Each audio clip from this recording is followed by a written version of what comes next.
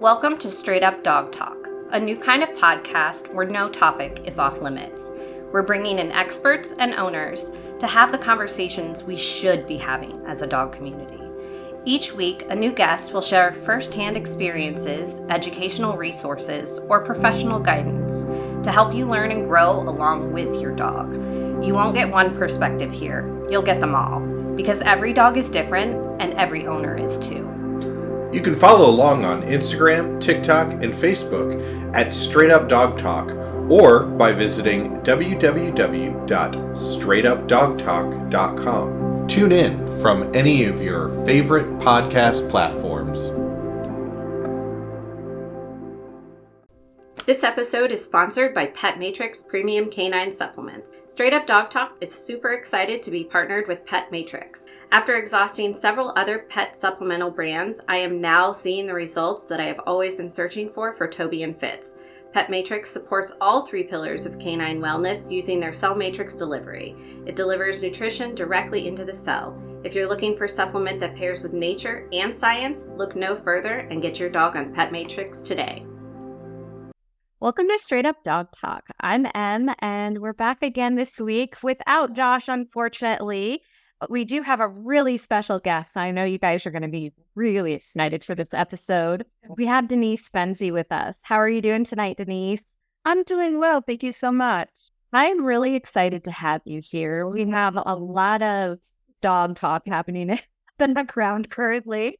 But you have a lot of different kinds of activities that you participate in. You know, you're a trainer, you're an author, you participate in dog sports, and you really kind of just cover the map as far as a resource for education on lots of topics. But I kind of just wanted to get into a couple things with you tonight, specifically, you know, more along the trainers helping trainers, and then a little bit on the controversy of, you know, fight sports, because it is a controversy, but it's a very cool controversy. So, you know, I know that most of the listeners probably already know who you are, but if you wouldn't mind just doing a quick intro and we can jump in. Yeah, the 1-minute version. I've been training dogs since I was a kid. So I started competing when I was 12. I'm 55, so I don't know where that math leads me, but I've been around a long time. I've had a lot of breeds. I've done a lot of things. I've probably spent most of my time in the obedience rings and in the protection dog sports, IGP. I've got several Schutz and 3 dogs. Well, that's what it's called then. It's IGP now. Playing with Mondio Ring now, but really heavy in dog sports since I was a kid. Like, so for example, my husband, I met him when I was 24 and I said, I really wanted to get a dog. He thought that was wonderful. I said, you have to understand, when I get a dog, it's not like when other people get a dog. He said, that's fine. I get it. I love dogs too. I got a dog. And now if you ask him, he will say, I really did not understand. I've had this dog thing for a really long time. My focus now, training my own dogs. I'm not training other people's dogs, but I know a lot about dogs. I know a lot about dog training, and I like to talk to people about those things that I think I know.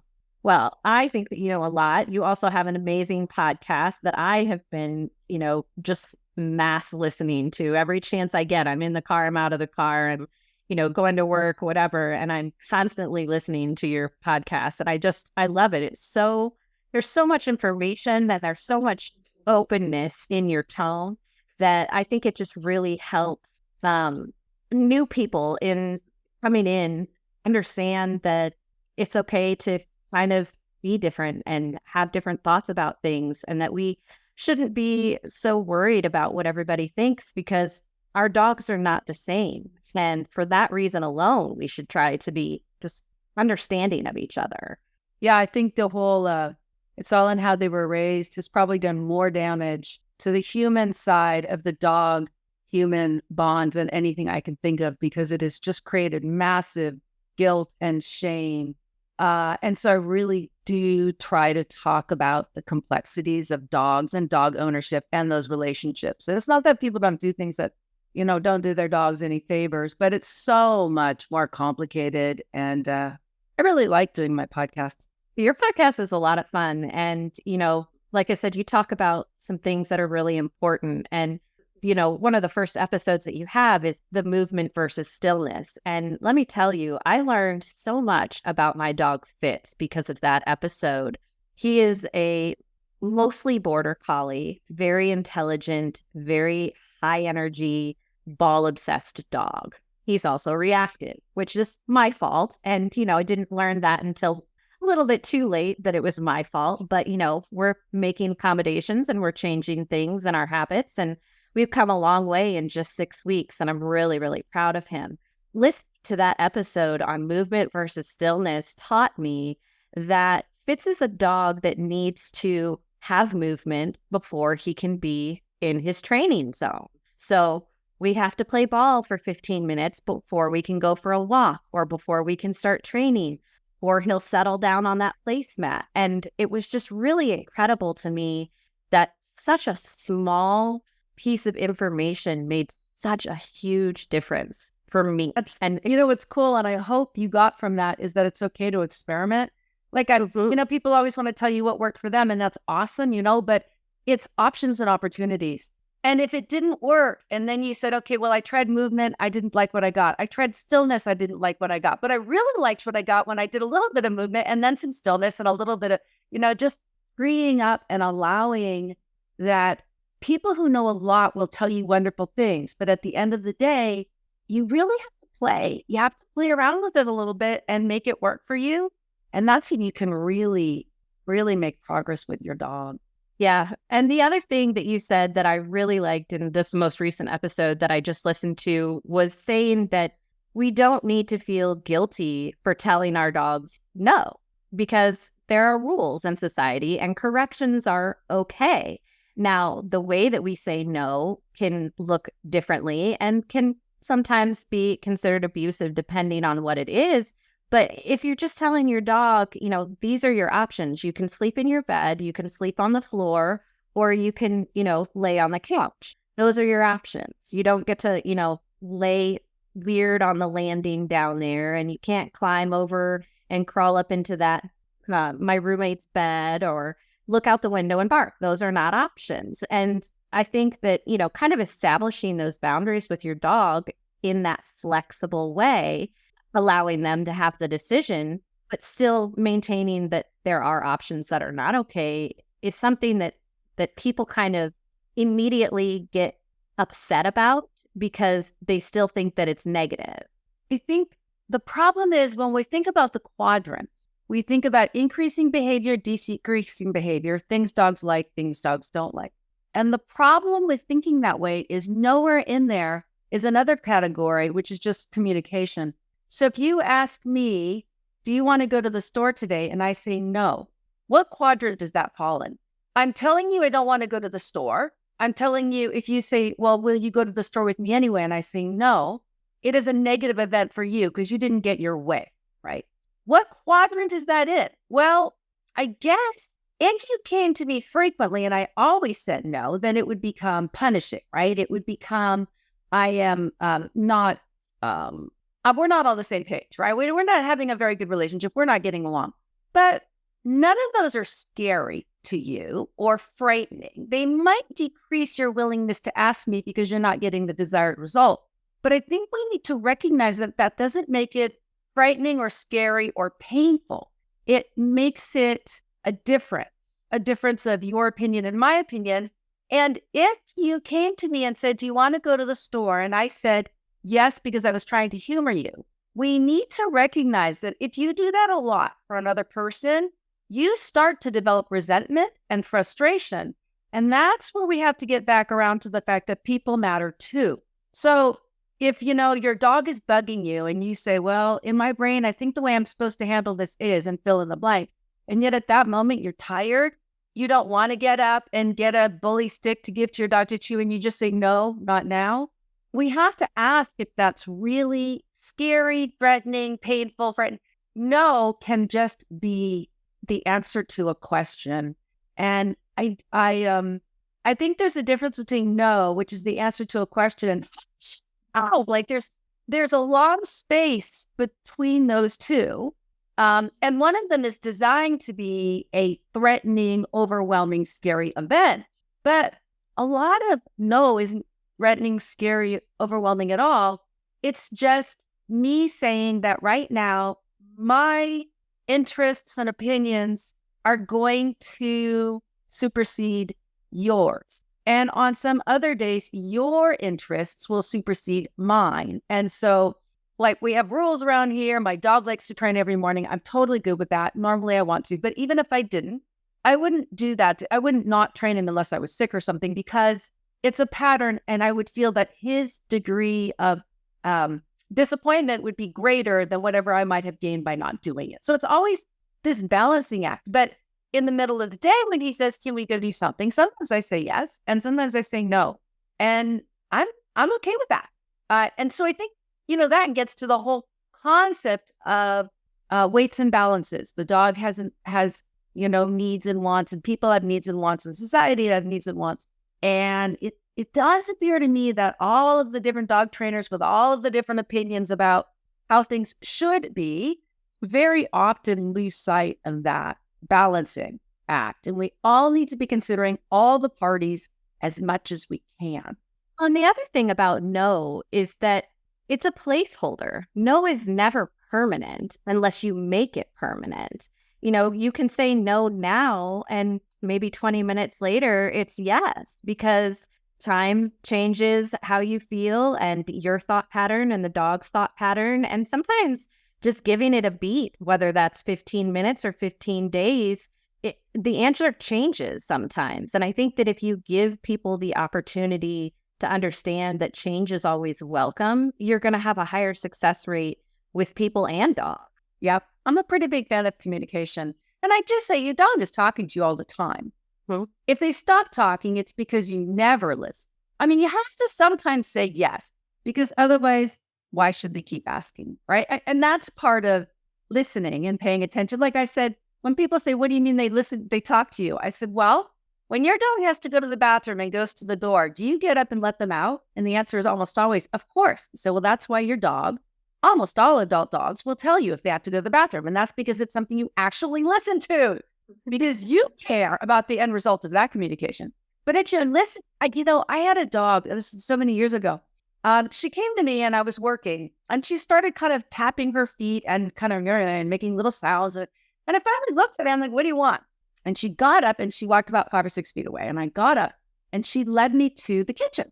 And then she sat at the table and she looked at the dining room table. And one of my kids hadn't finished his dinner, and there was a plate of food. There was some leftovers there on the table, and she was asking for them. And besides the fact that I thought that was exceptionally clever, I actually didn't care. She could have that. Hell, she asked, right? So I gave it to her. I gave her that food. And then I went back to work. And about 5 minutes later, she came back and she started her cooking again. And I'm like, what do you want? And I got up and I followed her. She went back to the kitchen. And this time she went to the stove because the whole pot of leftovers was still on the stove. And I'm like, no, actually, you're not going to get that. But that form of communication, and I did say no, right? The second request was off the table. The first one was good to go. And that's, if you listen, if you pay attention, even if you say no, your dog will continue to talk to you. Sometimes you have to give, but and if your dog's not asking you, that's a problem. You know what I mean? If your dog isn't talking to you, that's a whole different issue, because if you have a dog, you should want to have a relationship with your dog. Your dog shouldn't just be this thing that exists in your house. You should be wanting to interact with it and play with it and go on walks. It never made sense to me growing up. I've been working with animals since I was 13, and I'm 43. So both of us are kind of lifers here. It's just like, why do these people, they have this dog and it sits in their house all day and they don't play fetch with it and they don't take it for a walk, and it's, obese and it has health problems, and it's just, it's there. It's the family dog. They love it, air quote, love it. But you don't ever see any like real interaction there. And I just never understood, like, is it just a box they needed to check on their list, or what was the whole point there? If you're not going to play with your dog and have a relationship with your dog, then why do you have one? I suppose a lot of people don't really know what the potential is. The potential in a dog is much, much greater than most people will recognize. And really, it's interesting. The more we learn about the brain of a dog and compare it to the brain of a human, it's actually incredible. we actually have something which is enormously similar to us, and it lives in our house. So, that's cats live in our house too, but the relationship is completely different. Dogs are pretty amazing if you think about the fact that another species is living in your house and seems to be happy there, and that we found a way to make it work. But a lot of people really don't know just how amazing that can be. And I don't know that it's any ill will. I think they're happy when they come home and the dog is happy to see them and they pet it. And it's kind of that quiet companionship. A dog in the house is just, it's there in a sort of quiet way. So I think for a lot of people, it's they do love the dog and they do appreciate its presence, but it's the presence of the dog, which is the companionship, not a getting to know this dog separate from the neighbor's dog. It's the concept of a dog as opposed to the individual. And I think that's where some people are at, which is not terrible as long as the dog's life is okay. But it's so foreign to people like you and me who have been doing this forever, really can't matter. I can't really imagine another way to have a dog. Just existing is so strange to me because that's not where I'm at. But it is interesting to go into other people's houses, random, just people. Go into their houses and just sort of observe how they interact with their dog. And if it does come to pass that they find out you're a dog trainer, where do they go with that? Like what kind of conversation do they want to have? It's always just interesting to see, what's interesting to that person. You've got some who just kind of go, oh, you know what? You got to lay down the line. You got to be the boss. And by the way, when somebody finds out I'm a dog trainer, I do not say boo about anything. I just listen. I hear what people have to say about their dogs. I have no judgment. I don't care what they say. If they ask me a question, I'm going to answer it. But I just let them chatter. And it's really interesting how many different ways people see their dogs and will generally talk nonstop. And I'm fine with that. They'll just chatter about what their dog is and how, there's the group that you got to lay down the law. You got that group. And then you got the other group that just, and then you kind of have sort of in between. And I'm as interested in people as I am in dogs. So that all kind of works.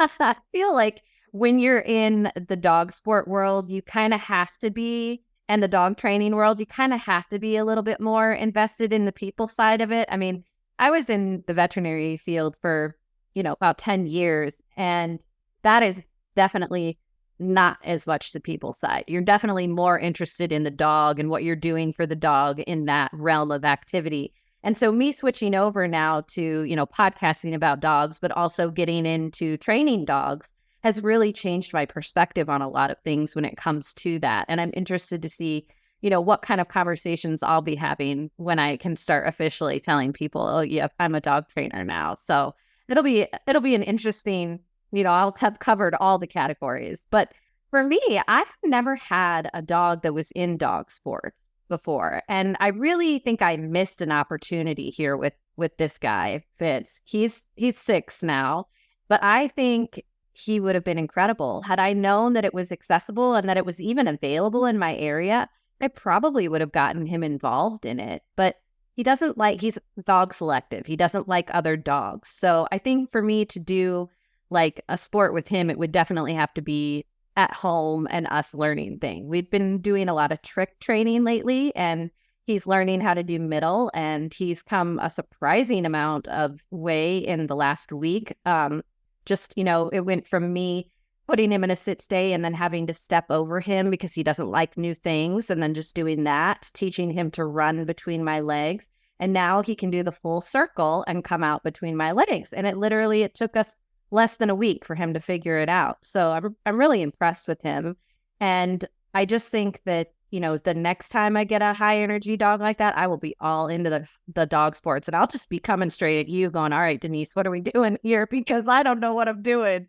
Yeah, I'm glad you started the process. And, there are like online organizations, do more with your dog, trick dog titles and stuff. And a lot of these online options are really, really good. They allow people to play who, for whatever reason, cannot, will not, don't want to, whatever, go to a local class or to a local competition, because competing in person in dog sports is 10% the skills and 90% learning how to compete in dog sports. It's not minor, teaching your dog to pay attention in a crowded, difficult environment with dogs and people and no food and toys. It's truly a leap. But if what you love is the actual training of the dog, the working with the animal, the teaching the skill, and what you don't love is the rest, nowadays there are so many options in so many dog sports for online titling. And they give you a goal. And goals, I mean, we're all different about it. But if you don't have a goal, my personal experience for myself and my observation of others is that you don't persist on the hard parts. So as long as it goes easily, it's fun, you do it. But I mean, there are things I teach my dog. I actually just talked about this on my podcast. There are things I teach my dog that take well over a year to teach. So to teach beautiful healing takes my dogs over a year. And the reason I persist is because I know where I'm going with that. I think I have a really hard time persisting at the level of perfection I want. You can sort of get some kind of healing within a month if you're okay with that. But I want it to look a certain way. I'm particular. And I would never put in that level of detail if I didn't have some external standard to work towards. And I think that's typical of many people, which is one of the reasons I'm not a fan of people saying, well, I could teach my dog and then fill in the blank, usually in a nasty argument with another trainer who does it differently, except I don't want to, and then again, fill in the blank with the explanation. The problem with that is you don't really test your training until things get hard. It's all fine and well to do things that are pretty straightforward that you learned how to do and you're good at. And I really don't fault that. But if your goal is to push and to learn more, suffering is what gets you there. My God, I've been working on my dog's position changes for 2 years. I tested them a week ago and I could have sat down and cried. It did not look like they were supposed to. Without going into details about what they should have looked like, they didn't look like that. And that's after 2 years of meticulous effort.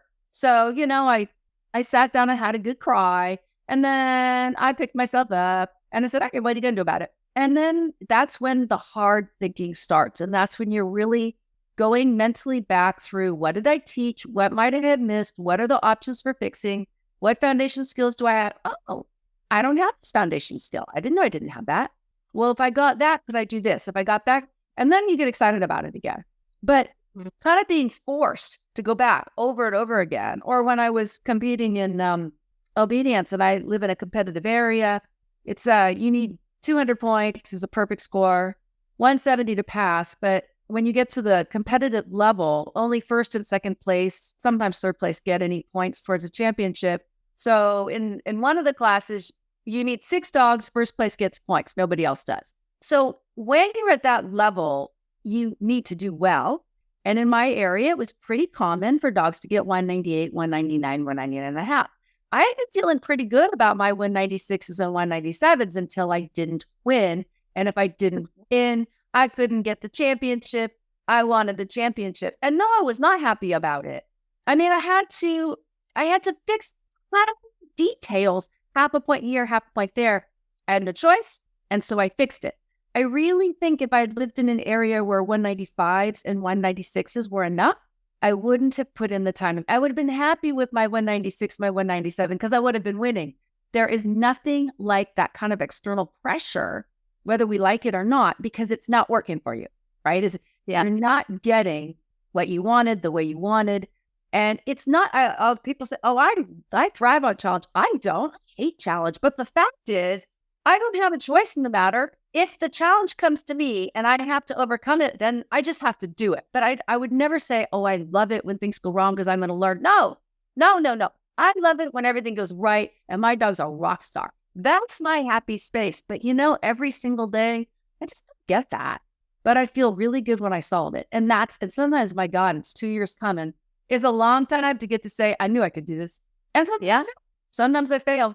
But that's okay too. That's life, I mean, you can't learn if you don't fail, right?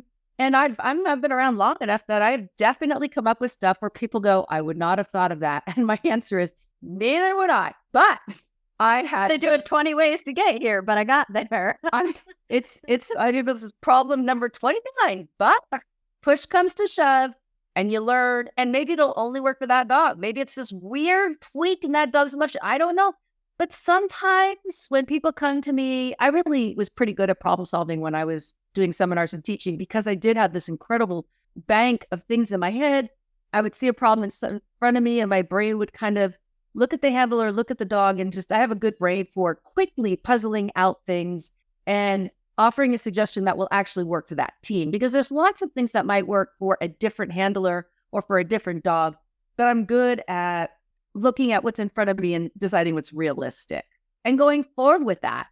And that's because of a lot of failure and having to solve those problems and back up and start over. And that part I love, not the problems themselves. Yeah, I'm the same way. I'm very much a look at the situation and figure out the solution kind of person. And that happens a lot in veterinary medicine. It's what I call crisis mode, which is kind of that same external pressure because somebody's been hit by a car. Now we're in a crisis, and you just kind of have to turn off everything else and focus on what's in front of you to get through that event. And then you can cry and break down and do whatever you need to do after it's over. And then, pick up your big girl panties and move on, right? Like that's how it works. And it's that extreme from one end to the other, training to veterinary medicine. I think we all have a lot in common. And again, another area that we can all learn from each other. And it really is just a vast amount of experience and knowledge that if, training communities and veterinary communities and dog owners in general were having open and honest conversations instead of trying to hide things or have, arguments about what's okay to use and what's not okay to use and what, sports or treatment or whatever is okay. If we could just sit and find a place where we could talk, we could build so many different solutions and avenues to new methods and outcomes that would be so beneficial for the entire community. And 90% of the training community doesn't even think about that. It's painful how little flow we have among professionals, even among like veterinarians and dog trainers. There seems to be sort of a low level, I don't want to say disrespect. That's not quite the word I want, but maybe a low level lack of understanding of how much we need each other and could be better at the things we do if we could have these conversations without each puddle saying, I don't even know why you think you know about my puddle because you stay in your own, the whole, stay in your lane. The problem with that way of thinking is it assumes that a professional who goes up in any direction, it doesn't matter what it is the only one who has knowledge about that sphere. But so, for example, I have a lot of respect for dog breeders because they know a lot about dog reproduction. And they are not medical professionals, but I can tell you that I'll go to them fast if I have questions. I used to breed dogs and I've forgotten so much. But back then, I knew a whole lot about a whole lot because I had to. So each of those spheres, the dog breeders can educate veterinarians. Veterinarians can educate dog breeders. Dog trainers know a lot that dog breeders and all these people, if they would just stop worrying about whose lane they were in, I think there's a huge amount of amazing conversations where, you can collect, like dog trainers probably actually know a lot about the effects of medications on dogs. And the reason is, if you go to home and you find out that, I'm not going to name any drugs, but that any, dogs given such and such a pain medication, you start to notice that an awful lot of them have aggression issues. Well, you know it because you were there as a trainer, but then you suddenly start to realize, wait a second, the veterinarian may not have that information because the owners don't tend to come back to their veterinarian and talk about certain things. So sometimes people make connections kind of by accident. Yeah. And a veterinarian, if they start noticing a bunch of dogs coming from a specific trainer that they all are either exceptionally good at the vet or exceptionally bad, there's information to be had there and there's learning. And there just be, in this day and age, stay in your own lane, don't, and even, different types of trainers seem so unwilling to even just listen to perspectives. You don't have to change your mind. That's weird to me. Two people can have a conversation and nobody has to change their mind. You know what? You can have a conversation with a person and not even go into the conversation with the thought of changing the person's mind. Like, you would just maybe talk, like just be normal social behavior. You don't and that should be okay. Like, I like oranges and you like bananas, and that's all very interesting. Why do you like bananas? That's why I like oranges.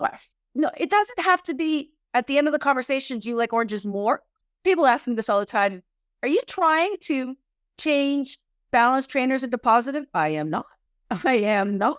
I am simply talking about how I train dogs, why I train dogs, and what I think. What other people do with that information, frankly, has nothing to do with me. Now, I know I change behavior, and I think that's awesome because I'm really attached to my thoughts. So the idea that other people might like my thoughts makes me really, really happy.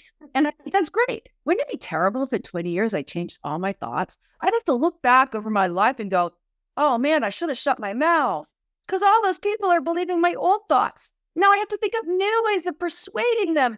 But I don't even think that way. I just, like you, we've been around a long time, been in the dog world, and I have thoughts. And you're allowed to change those thoughts. And people who are readily following you and know that you're open to changing and doing different things should probably grow with you, right? Like they should probably also grow with you and be open to those changes, because if they're not, then why are they still here? Yeah, that's So I like, and also expecting people to stay in their lane really limits our availability to options, right? Like if we only expect our veterinarian to know about breeding and nutrition and we don't visit with nutritionists and breeders, we're missing like 2/3 of the picture. So, I think that, like you said, having these overlapping conversations is so important and it's so vital to change. And it's so much better to, the community experience. So while we're talking about controversial things, let's talk about the bite sports, because I think that bite sports are fascinating. I think that the training and the methods and the dedication and the time and like the progression of the training is just really incredible. And to put yourself in like that kind of a position where something could go wrong very easily is, first of all, I think admirable, but also a little bit crazy. So I kind of want you to just like, what got you into it? What really helped you dive deep into it? And what is the like main thing about it that just really drives you to get your dog into that sport? Well, so there's so much to say. I am fascinated by dogs as dogs. What makes a dog, right? And then I'm fascinated by breeds. What makes a breed a breed? There are two kinds of dog sports. I'm going to just make two big categories. There are those where you, the handler, put in the go. And there are those where you, the handler, put in the stop. So for example, obedience. The dog doesn't have any particular drive to heel, to sit, to come and sit straight, to fetch the object. Those are things that we teach. We put in the go. You motivate the dog, you teach them the skills, and then you maintain that go. Whereas in the dog's natural state, they probably wouldn't do it. They bring the stop. There's a lot of sports like that, and I call those performance. There are also working sports, a terrier going to ground, a sporting dog flushing a bird, a retriever, a protection dog, right? A biting dog, a guard dog. Those are dogs where the go is inside the dog. They are innate to the dog. So when you have a border collie and you watch it at 8 weeks of age and it's already showing you the part of the pre-sequence, the stalk, the eye, which is exaggerated in the breed. And the reason it's exaggerated is because by eliminating the rest of it, the chase, the kill, you ended up with the dog who's pretty darn useful, right? Those dogs, they bring the go. They'll do it forever. Now, what you're going to do is take what's already there and mold it to be useful. Part of that is genetics and breeding. So of all those breeds I just mentioned, some dogs, I swear to God, they came out of the womb knowing exactly what you were. It's incredible. Like, a Labrador puppy, somebody shoots a gun somewhere in the neighborhood and the dog looks at the sky. That's weird. What in the dog's like genetic code made it look at the sky? My dogs do not look at the sky. My terrier, if I take him in open space, first time he saw a hole in the ground, he said, I'm going in. Like my Belgians are like, you first. I mean, they have a completely different way of looking at the world. And so I am actually fascinated by both of those sports. I'm fascinated by sports where I have to bring the entire package. The dog has zero idea how to do the thing I want it to do. And I'm going to teach that dog to the best of my ability. And I'm also fascinated by dogs that actually have it all inside of them. And all you're going to do is direct it in a way that it happens when you want it and that you can stop it. And so bite sports, there are many breeds and sports that fascinate me. So if I had a golden retriever, I would want to do hunting, except I don't want to kill birds. But the actual, like in England, they do it with dummies. So if I was in England, I would have a golden and I would do it with these little dummies. That'd be great. If I had a border collie, I'd be out there doing the sheep because I'm fascinated by watching the dog. The protection sports, I happen to have Belgians, and I got Belgians because way back when I wanted a dog who could do it all. And frankly, if you really look at the breeds, there are exceptionally few that have the range that a Belgian brings to the table. They can do a lot. Like my first Belgian Shepherd was a breed champion. He had a UDT, so that was UD is a high-level obedience title. He had the T as a tracking title. He had an advanced tracking title. He had a Schutzen 3 title. He had an entry-level herding title. That's unusual. There just aren't that many breeds who can do all of that. And that's what I wanted to do because I knew I was all about dogs. And so bite sports for me, the dog is working at such a high level of intensity, and I have to find a way to control that intensity so that it happens within the rules of a sport. I think it's important to point out I do not have personal protection dogs, and I do not want to have personal protection dogs. I think that's just an enormous liability. All of my training is contextual. All of it takes place in certain places. My idea of a good time is not getting drunk and having some random schmo come in through my window and pretend he's going to hurt me to see what the dog's going to do. Like, I think that's crazy. That is so far off my radar. Like, that's just, I will, having said that, get somebody drunk and put them in a bite suit. I totally admit I have done that. And it was really, really fun. But we did it in a safe way. And it was equipment oriented. And the dog knew the person's in the suit. To me, dogs doing bite sports for fun, really, they're not working out of that fight-flight place. It's all play. It's a game. And I am fascinated by the process of keeping the dog in the emotional state you want them in to get the behaviors you want so that the dog's not angry or frustrated or whatever happens when it's not done well. It's challenging. And I enjoy that challenge. So I guess that's why. I mean, I wouldn't say it's bite sports in particular. A lot of that is because I have Belgians.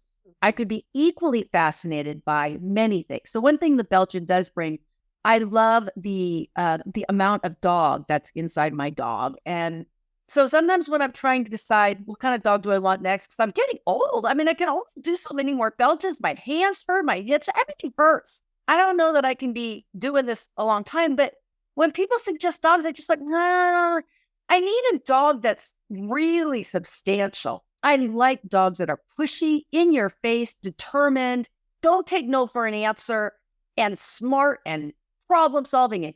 I love the dog that pushes and challenges me.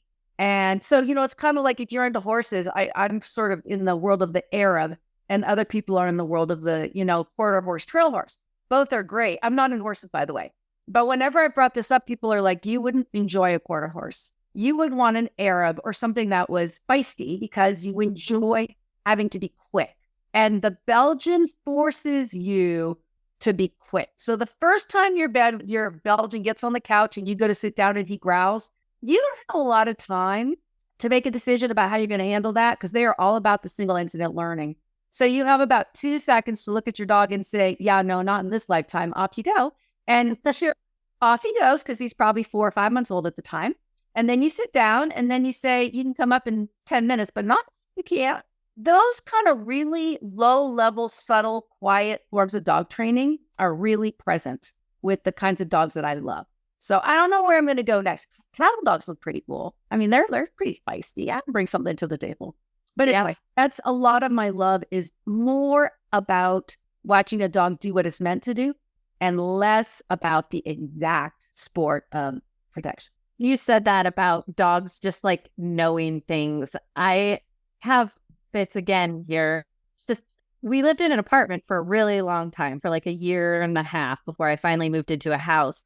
This dog didn't know what a doorbell was, right? Didn't know, had no idea what it was. The first time the doorbell rang, he barked his head off and ran straight to the door. And I was like, what the heck just happened? Like, how did you know that that meant there was somebody at the door? We've never had a doorbell before. So it is very strange sometimes to realize how much a dog can perceive just based on probably how I reacted in that moment was what led him to understand that someone was here. And, looking back, I realized that, but then I was just completely dumbfounded because I had no idea what had just. Yeah. And also some dogs, the single incident learning path is going to be super, super strong. So even if the lab doesn't look up the first time the gun goes off, if a bird falls in front of his head, he sure does the second time. Whereas a Belgian is not likely, there's no genetic code to make them say, there's nothing I'd rather see than a bird fall down at my feet, right? So that the satisfaction they get from whatever they did once is enough. You throw a border collie in front of sheep and you don't have to tell it what to do. You have to train it to do it your way. But the fascination with the sheep themselves, that's innate. That just comes along for the ride. How long? I know you're working with, it's a Zen, right? Now that you're working with, beautiful dog, very smart. The backward hops that you guys have been working on, and he's in the bite sport world and all of that. How old is he? He's 2. Okay, so you've been working for 2 years then on all of this stuff with him. How quickly do you think, does it depend on, do you think the difficulty or what you're asking of him for it to determine how long it takes him to figure something out? Because you said sometimes it takes, 2 years and sometimes it's that one time. Is he a one-timer or is he he's not slower? Definitely not one of the smartest dogs I've had. What Zen brings to the table that I really like is what I call a clear head.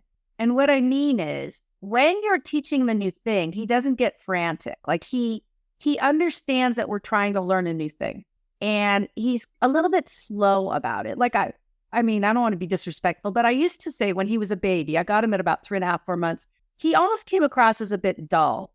And it was just because he just didn't move very fast and he would do the things, but he's not. Some Belgians are just firecrackers, and I actually didn't want a firecracker. I was pretty happy with him, but everything happened a little more slowly. Now, what's happened as he's grown up, his drive has come up, as he's understanding and maturing, he's plenty fasted up, but he doesn't have that edginess that a lot of Belgians have. So he's not a super quick learner, but I really, really like the way he thinks and learns. It feels conscious. Whereas some dogs, it does not feel very conscious. It feels a little bit frantic and things are just happening. And but I did think there's a relationship between, on some level, between intelligence and those really edgy dogs, those higher arousal. I think some of them are pretty damn smart. And frankly, a lot of reactive dogs, that is the problem.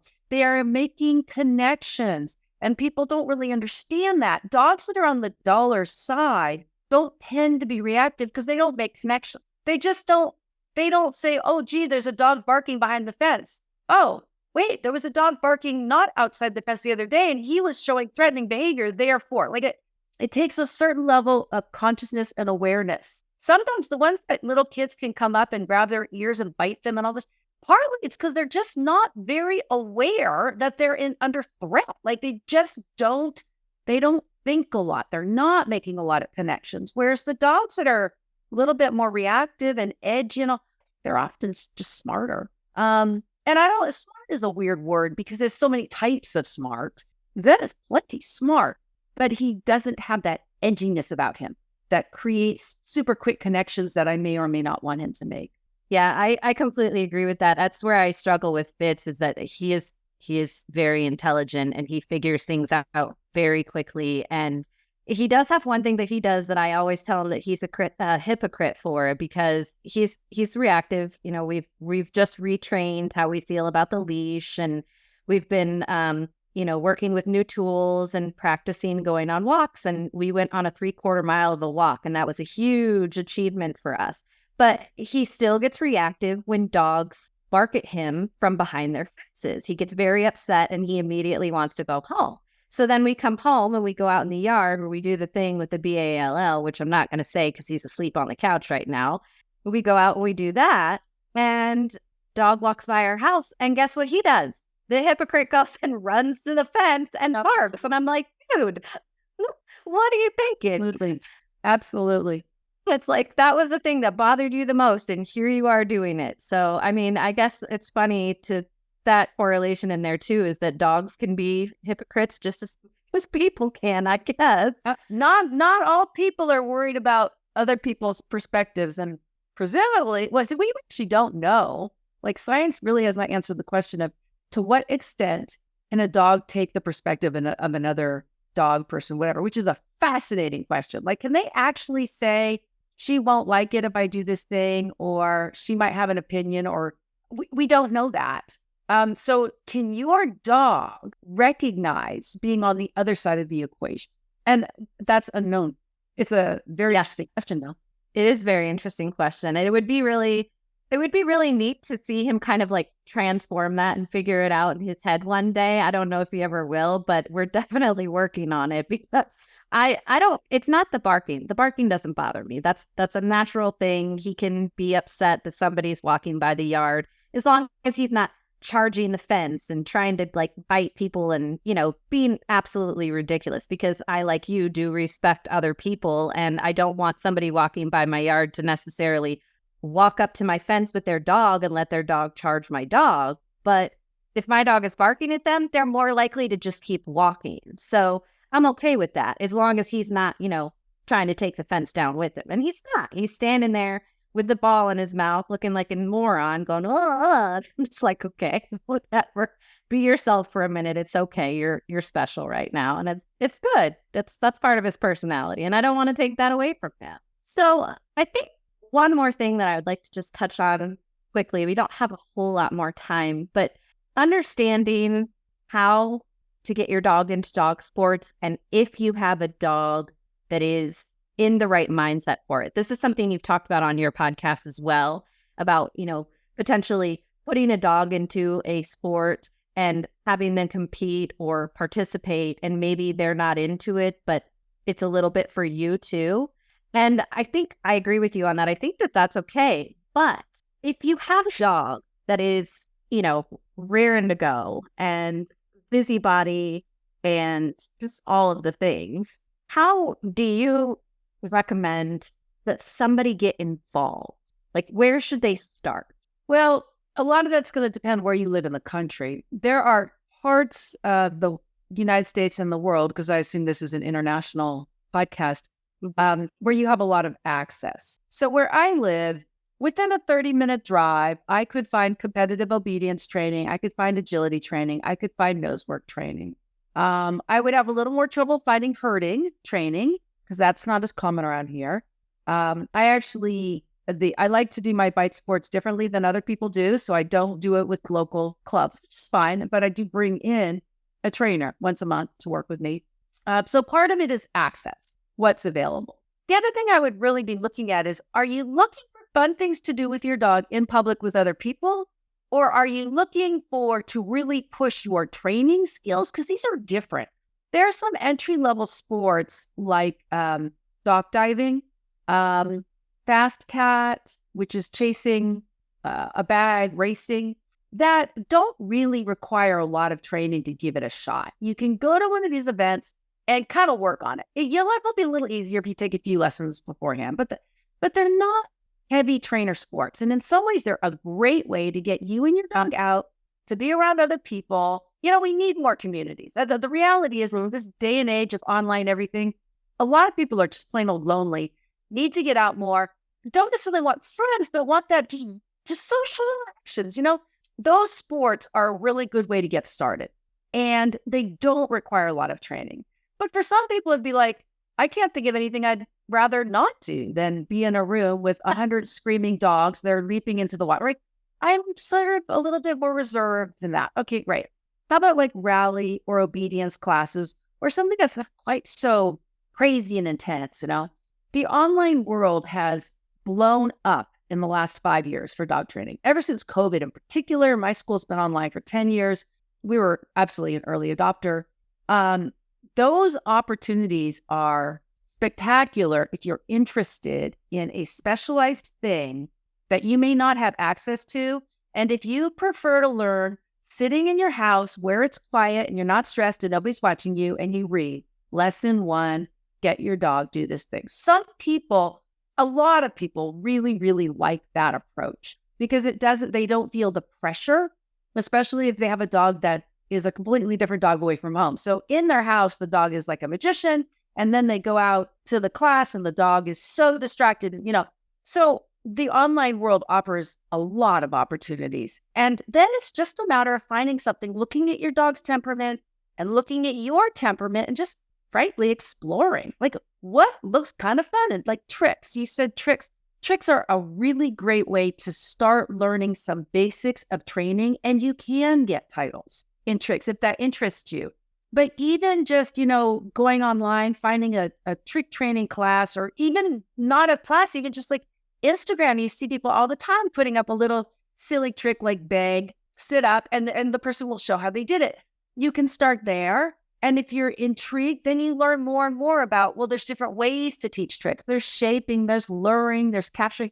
Now, if you're a dog person in your heart, then you run with that. Like a lady used to come to me for a lesson. She had a shepherd, and she came to me because the trainer she was working with says, "You've taken all my classes. I got nothing for you, but I have somebody for you to go see. Go see Denise." All right. So she comes to me, and her dog was not particularly well suited to dog sports, and that was fine. But she came every week, right? She wanted to do these things, and then I had a litter of puppies, and she wanted one because these dogs are a little bit more, they brought more to the table because they were bred for this. And I remember her saying once, she goes, "Well, I'm not a dog trainer, blah, blah, blah." I said, no. You are a dog trainer. You are absolutely a dog trainer. I understand that you don't train dogs professionally. You don't do it for money, but you are here every single week. You are fascinated by dogs. You are a dog person. You are not your run-of-the-mill person. You're the person who's annoying at the party because you talk about your dog 2 hours. That's not normal, right? That's dog trainer category. And those people, once you get them started, whether they're going to a class every week or going online, they start finding their community, and they start to realize, wait, there's other people out there that are just as excited as I am about these things. Once you're inside a community, I think you can run with it, right? Then it's just a matter of watching videos and like, that was so cool. I wonder what sport that is. Oh, so interesting. And finding, also sports have cultures. And within sports and cultures, different areas of the world have very different cultures within. Some of those are more welcoming than others. Some of those are very young. The handlers are young. Some of the handlers are much older.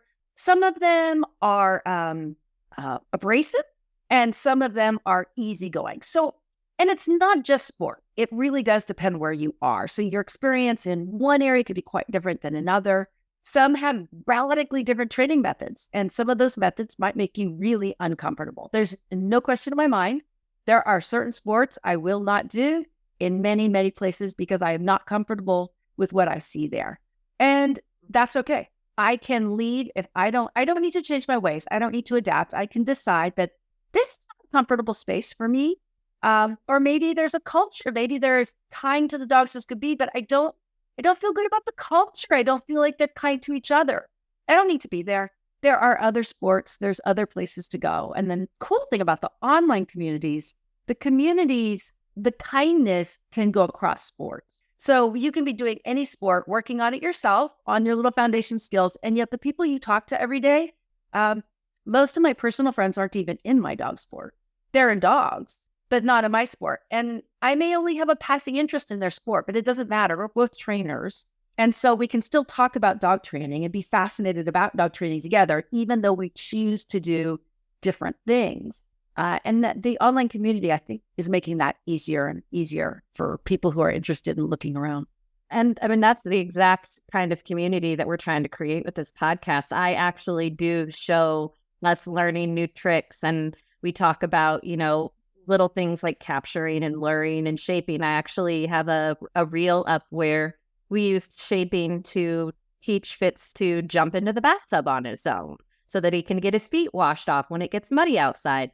And, people really like that stuff. So it's definitely fun. And it is a really cool experience to kind of see, like you said, a little bit into other people's lives and what they're doing. So I think that, we are building something, and I think it's incredible when we can make connections like this. And unfortunately, we do have to wrap this up for tonight. So I'm going to thank you so much for being here. And I'm going to ask you if you would be willing to come back and have another chat with me. Sure, of course. We can cover so many topics. Oh, we can. I'm sure we can talk for days. Thank you so much again for listening to this episode of Straight Up Dog Talk, and we will see you guys next week. Straight Up Dog Talk was created by Emily Breslin. It is edited, produced, and co-hosted by Josh Wasta under the supervision of Straight Up Dog Talk, LLC, and Emily Breslin. If you're enjoying this podcast, follow or subscribe to be sure you don't miss an episode, and leave us a review on your favorite platform. Looking for more honest and relatable dog content? Check out our sister show, Unpacked, with Jerry Sheriff and Madison Simpson. Thanks for listening to Straight Up Dog Talk. See you next week.